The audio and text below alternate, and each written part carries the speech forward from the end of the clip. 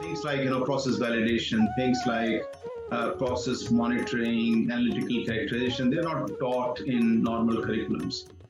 So through this program there's an annual program we do, we try to cover these areas which are not in routine curriculum and help the industry move forward in terms of training. This course, while directed mainly at early entry level people and students, makes you aware of what all aspects of other fields there are in the drug development process to do your job better. One of the things that I hope, and I'm really grateful for this opportunity for potentially students to see this before they come to the class, I'm really grateful for the opportunity to have the face-to-face contact with students to have discussion.